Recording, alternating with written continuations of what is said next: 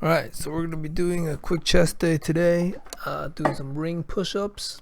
You can do them on the floor with a standard push-up. The rings, a little bit more difficult. They require a little bit more stabilization, as well as allowing you to go a little bit deeper, get a better range of motion. For chest exercises, you should always try to get the movement of your arm across your chest, so the movement of the rings allows that a little bit better.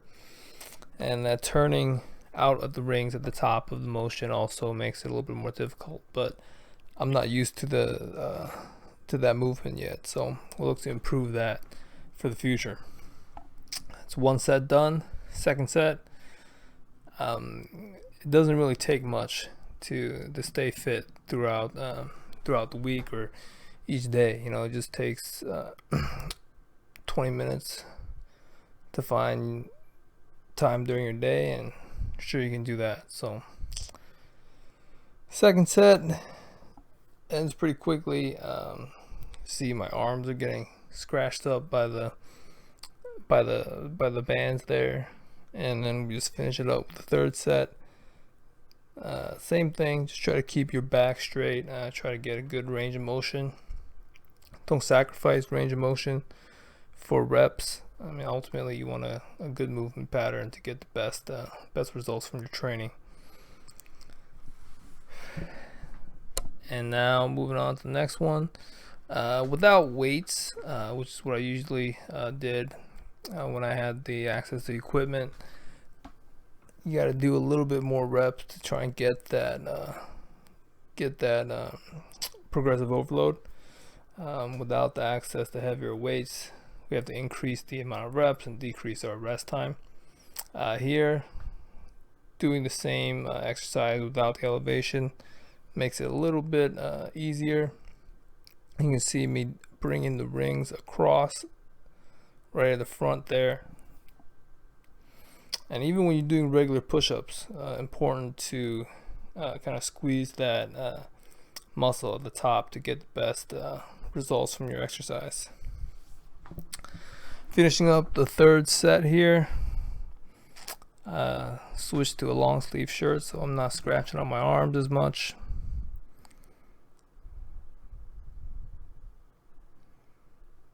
And that's done.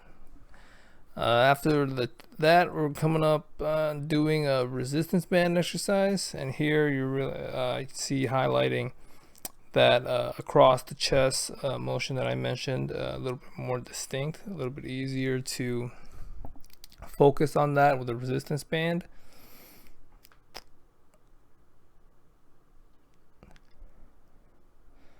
The main thing for this exercise is to just try and keep your body and your trunk stable, so a little bit of a core stabilization required as well. Obviously do your left and right arms. Symmetry is important.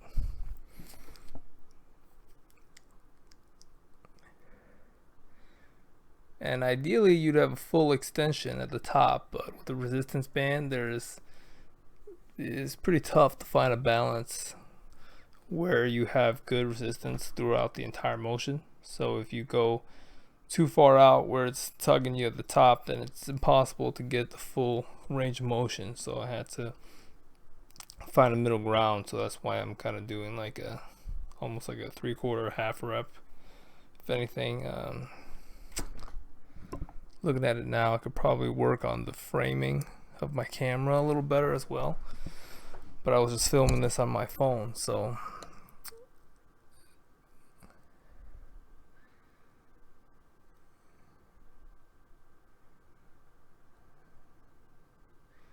here you want to really focus on bringing the arm across the chest and squeezing that chest muscle at the end of the rep to kind of get the most out of this exercise here.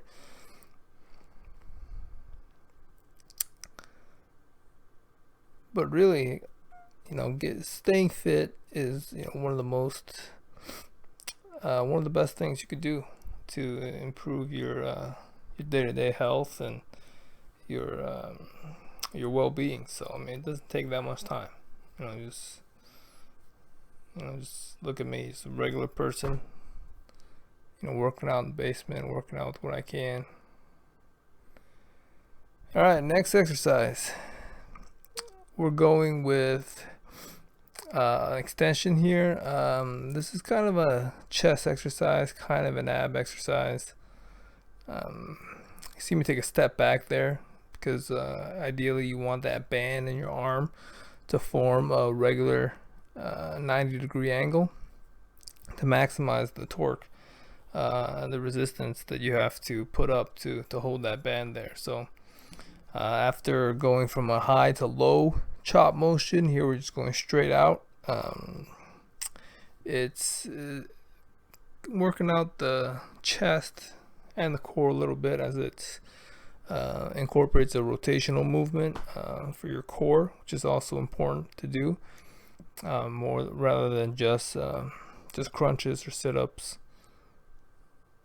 Here, doing the other side, you can also hit your chest a little bit better with this exercise by kind of squeezing and holding that resistance with the left arm in this case, kind of flexing that a little bit more cautiously. Can also incorporate more of your chest here, kind of like a fly, except in a isometric resistance rather than the full fly motion. Here, just doing some presses after the static hold to finish up the exercise. We're going to do 3 sets of this. 3 sets is an arbitrarily chosen number. Just want to get enough to feel that fatigue. I think 3 is a good set.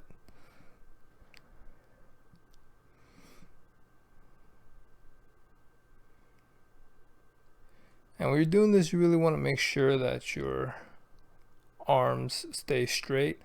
One of the easiest ways that you'll begin to cheat or compensate if you do this is to kind of keep your arms sagging down, or kind of keeping them not fully extended straight ahead of your chest.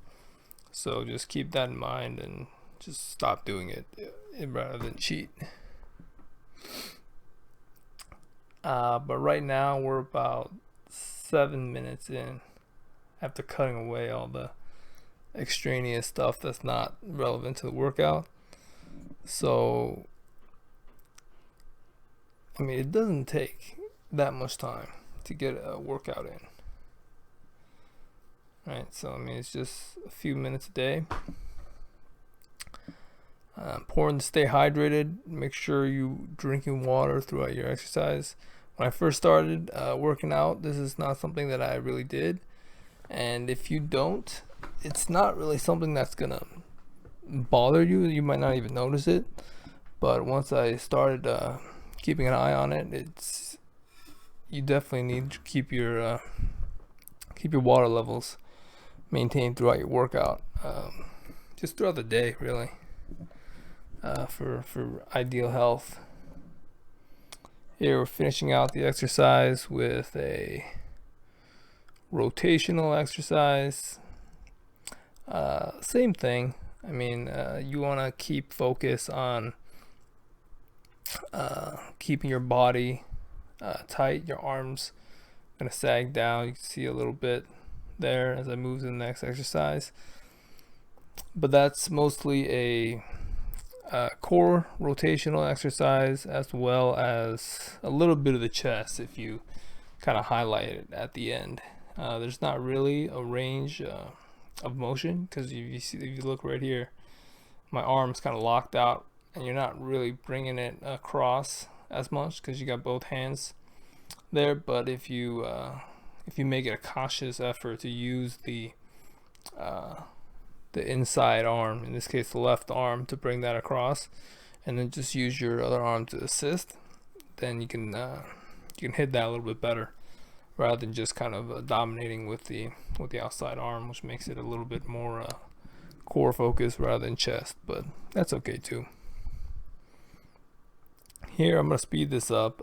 Not really a critical exercise, just something that I do to finish up the chest exercise.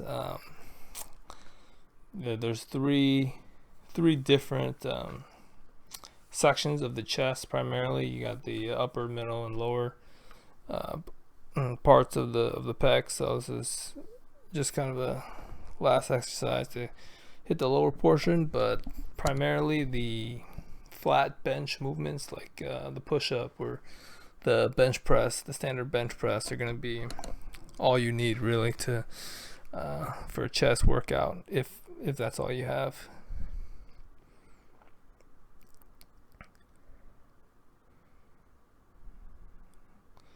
And then that's it. That's the end of my chest workout. And then we just move on to some tricep extensions. Just kind of finish out that that part of the muscle groups, because it was primarily chest focused in the earlier part of the workout. Here you want to do a little bit overhead movement as well. It helps with engaging different parts of the tricep. But really, I mean, do whatever you have access to. You know, if you don't have a band, or you don't have rings, you know, just do regular push-ups just fine. Just anything at all for that contributes to your overall fitness is a good starting point if you're not doing anything at all. So here we're just finishing out quickly the tricep exercises.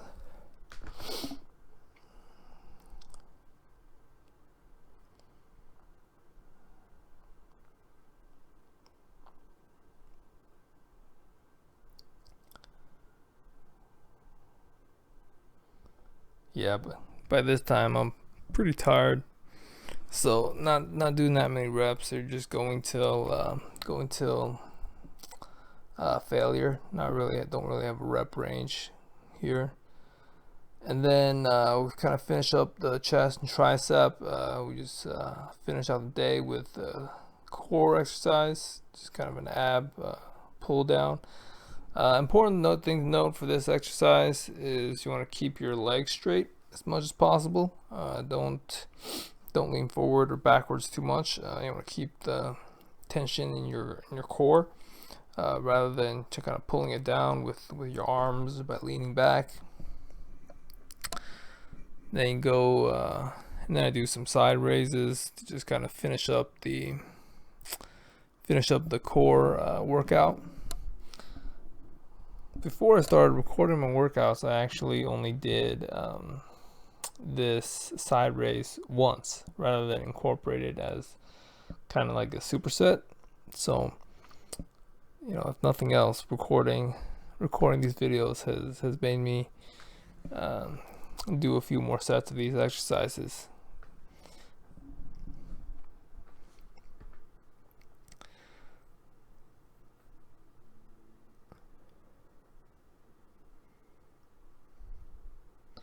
Here we're going to do three sets as well.